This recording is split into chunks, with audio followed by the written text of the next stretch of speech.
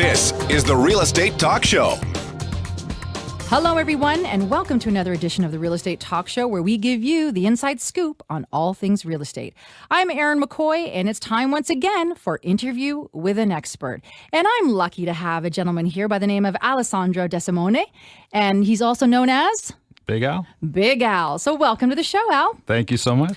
All right, let's first talk about, because I'm always curious, how did you get into the real estate business? Good question. I actually went to the University of Toronto in an urban planning major, got into the whole city planning, city growth, kind of understood that Toronto was one of those cities kind of on the cusp of becoming a major power, and saw that the real estate game had plenty of upside to it, plenty of opportunity. My professors thought I had the gift of the gab.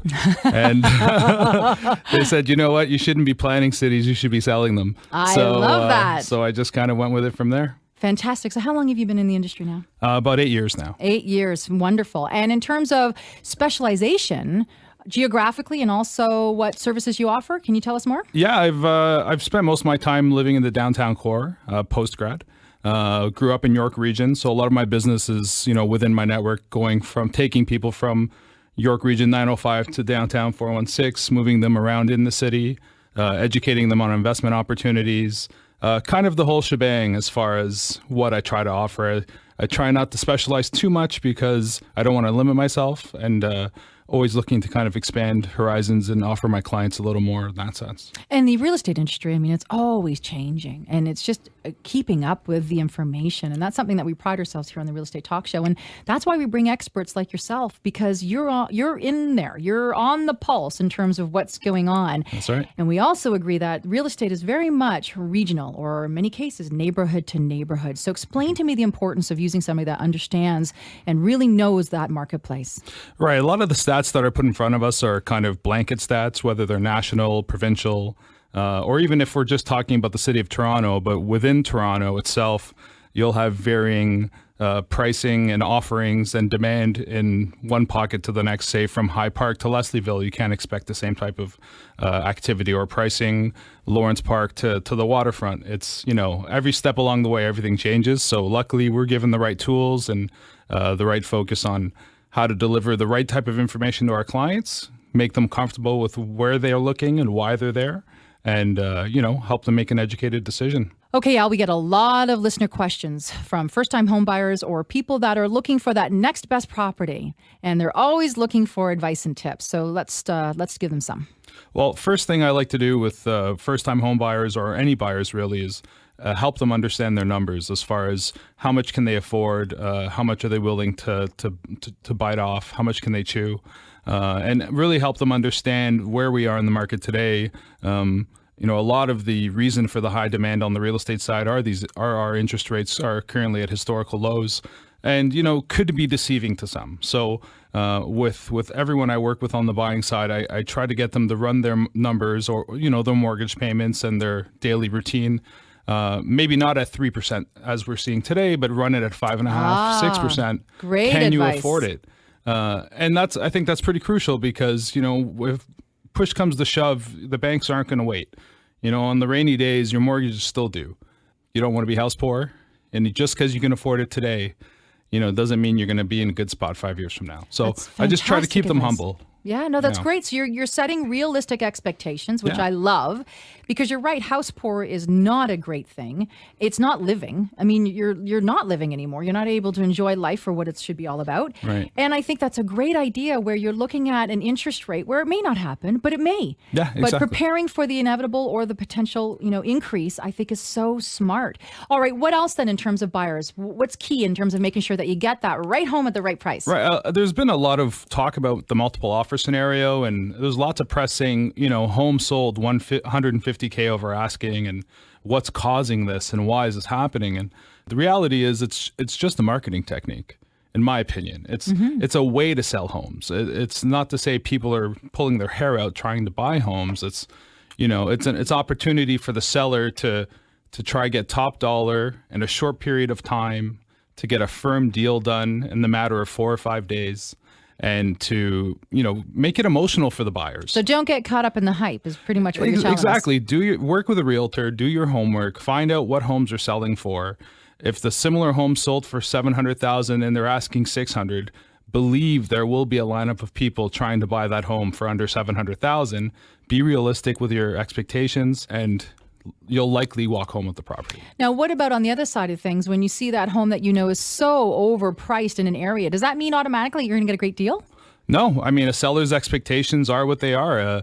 Sellers kind of have control in a situation like that, and just because it's on the market doesn't mean they're serious. Oh, okay. Yeah, so I mean, a lot of people are just putting their toe in to see, wow, maybe I can get that one guy that wants to overpay. But, fortunately, buyers are more educated today than they've ever been. And there's so much information out there, isn't there, Al? It's everywhere. So my clients don't overpay, I don't think. I've been in multiple positions where I tell my clients don't. Okay. Right, because we can do better. So you make them walk away. $800 will get you this house. I think it's worth $750. If you're okay going over $50K, it's on you. But know that I say walk. So it's not always about the deal. You have to be patient. Okay, and there will be other listings. You likely will lose a few battles along the way. It's okay. Be patient. Exactly. Well, that would explain why you have a very high repeat referral business. I mean, that's something that you're very proud of, and so you should be. Explain more.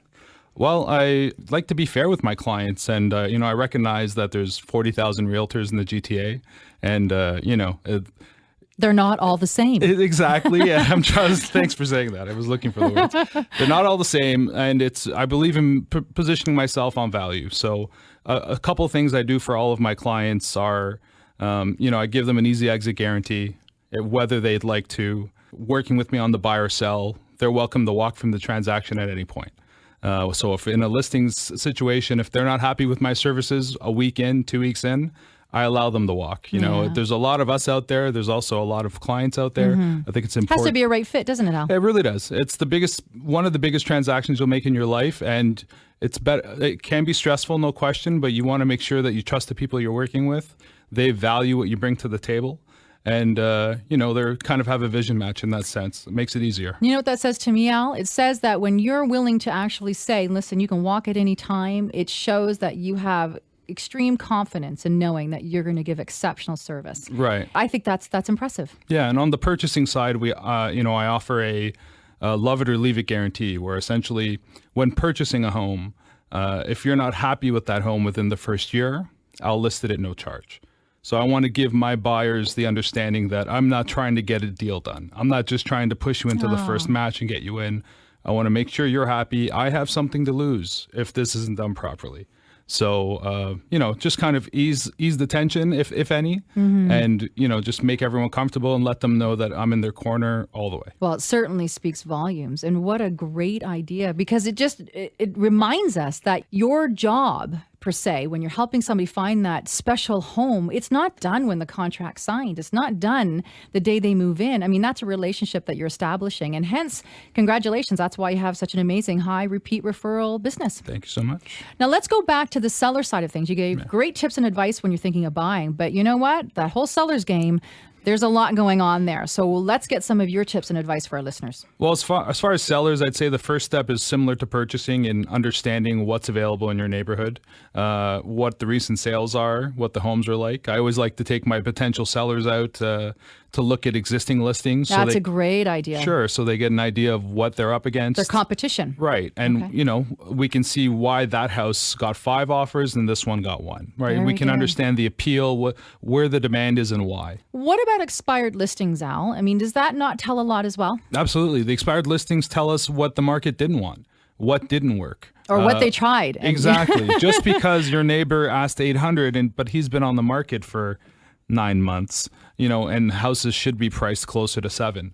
It tells us a lot. Not every listing is a serious seller, and not every buyer is serious as well. So it's, our job as realtors to kind of sift through that. But once we have qualified sellers on our hands, we let them know, we show them on our system what works, what doesn't, what we can expect, and what tactics were used. Did they hold multiple offers? Multiple offers is a great strategy, but not for every neighborhood.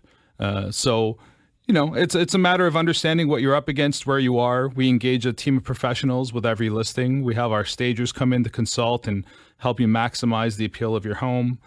Professional media as far as video, photos, all media surfaces. We put our best foot forward, but I'm the type of guy that won't take a listing that isn't a serious listing.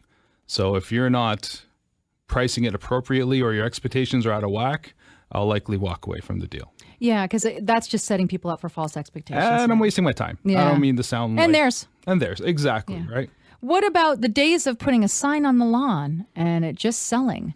It really isn't that easy. It can be. I mean, let's be real. Sure. And you get those cases where it's like, nice, but there's a lot of work all in the background that people are unaware of. And a lot of people do try it themselves, which I applaud. Sure. I sometimes, would say, give it a try it yourself. Okay, do me a favor. I've encouraged clients to do the same if they feel it's something they're willing to take on and something they're willing to try. I salute them and I give them all the best, and I wish them well. But as long as their expectations are realistic, there are certain pockets of the city or the GTA that a listing won't last 24 hours, or you will have a lineup for multiple offers. But that doesn't necessarily mean our job is easy. We still have to work for our clients, get them the best results possible. So there's still a lot of value to working with realtors in that sense. Some people think they can handle it. Some people can. Other people have listed on their own and not had much success. Yeah, I guess it all depends where you are and what your expectations are. But, ultimately, if they don't sell, a realtor will likely get engaged at some point. Okay, Al, we get a lot of questions from our listeners regarding, is it the right time to invest? So I'm going to let you answer that one. Good question. Again, it comes down to a case-by-case scenario. The investor, are they a seasoned investor? Are they a rookie investor? What are their expectations? What are their timelines? Are you in a short term? Are you looking for a 2 or 3 year plan? Are you looking long term? There's so many different vehicles as far as, you can always be a landlord and work the rental game. You can invest in projects from a manufacturing standpoint. You can, invest in strip malls. You can buy condos and rent them out. You can buy duplexes and rent them out. There's so many different vehicles for investing.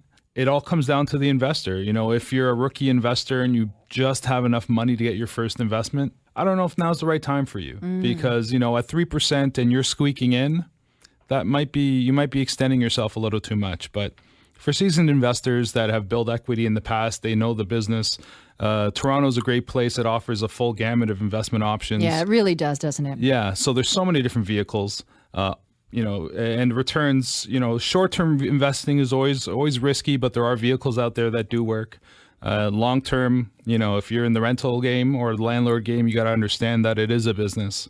It's nothing to take lightly. If you're a first-time landlord, believe that you have a lot of work ahead of you. Your phone will ring at 3 a.m, especially with these winters. Yeah, for sure. We've seen a lot of pipe bursting, and a lot of landlords I know have been ripping around the city doing a lot of work. So while the returns might be good on paper, just appreciate where you're getting into. You're now becoming a part of someone else's life, that being your tenant. So. Don't you think, Al, no matter what type of investing you're doing, I mean, it's a form of business, and you have to treat it as if you do any career or any business, and that is you have to do your due diligence.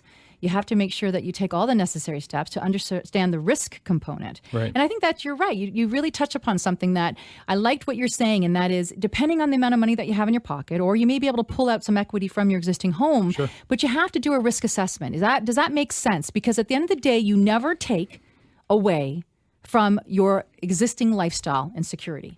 Right. And don't invest any money you're not prepared to lose. There you go. And those are wise words right there. I love that. So unless you're prepared to lose it, don't even be dabbling in it, right? Okay. But know that there are multiple avenues and different vehicles out there. So if interested, there's a lot to talk about. Okay, well then let's go there. How can people reach you?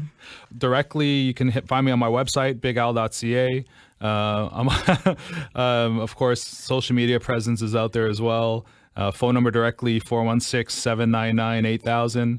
You can get me on email at info@bigal.ca. And how about your office number? 416-443-0300. And one of our lovely assistants will put us in touch. All right. So I have to clarify, Big Al, because you are 6'3", but you're actually a fit machine. Oh, stop. So thank you for coming on the show. Great tips and advice. Thank you so much. And remember, if you've got questions, we've got the answers. Simply go to realestatetalkshow.ca to ask your question or call our help desk anytime at 416-366-9090. Thanks for listening.